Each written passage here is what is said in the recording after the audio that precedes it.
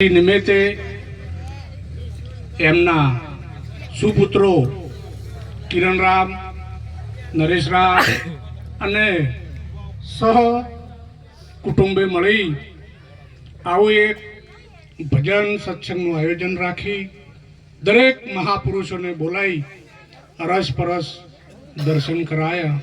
તે બદલ કોટી કોટી વંદન. तो सतगुरु तुम्हारा चरण नमो, मागु प्रेम प्रसाद. दया करी गुरु मारा दीजियो, तो हरि रसोई अमृत सवा. गुरु बिन ज्ञान न उपजे, गुरु बिन मळे न आभेद.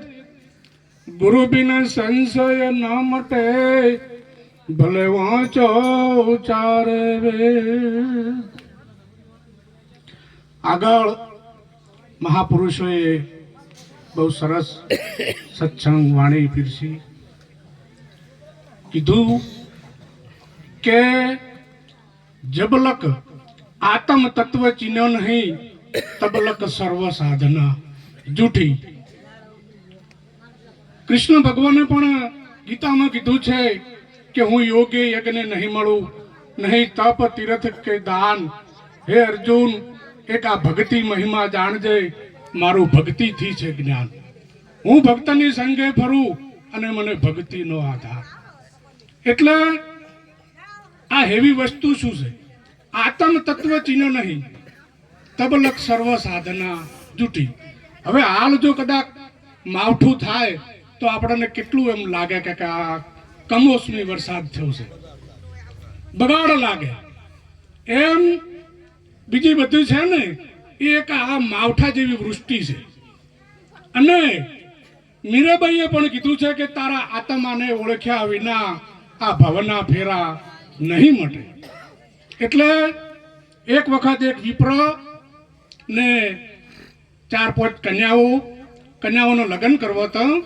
એટલે વશિષ્ઠ મહારાજ પાસે ગયા અને વશિષ્ઠ મહારાજને જઈ અને કીધું કે હે મહારાજ, મને થોડી એવું ધન આપો જેથી કરી અને હું મારે આ જે કન્યાઓ છે એમને લગ્ન કરી શકું.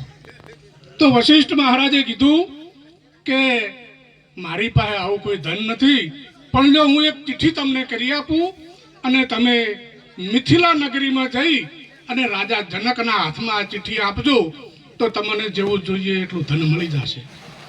હવે આ ચિઠ્ઠી વશિષ્ઠ મહારાજે લખી અને એ લઈ અને મિથિલા નગરીમાં જનક રાજા પાસે ગયા અને જનક રાજાના હાથમાં આ ચિઠ્ઠી આપીને પેલા આમ ચિઠ્ઠી જોઈ અને આ સીધા જ પેલી ગાદી ઉપરથી નીચે કૂદી પડ્યા અને સીધા જ પેલા વિપ્ર હતા ને એમને તેડી અને ગાદી ઉપર બેહાડી દીધા.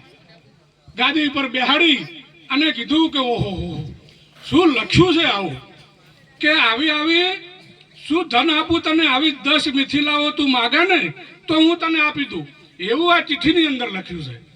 પેલા વિપ્ર પણ કહેવા મળ્યા કે આવું આ ચિઠ્ઠીમાં શું છે? હું આવતો તો મેં ચિઠ્ઠીમાં તો જોયું ના, આવું વચ્ચે જોયું હોત તો સારું હતું.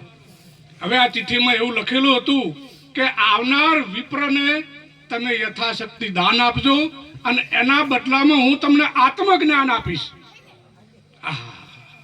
આત્મજ્ઞાન એવું છે કે તમે આવી 1000 મિથિલાઓ આપો ને તો ઓછી પડે.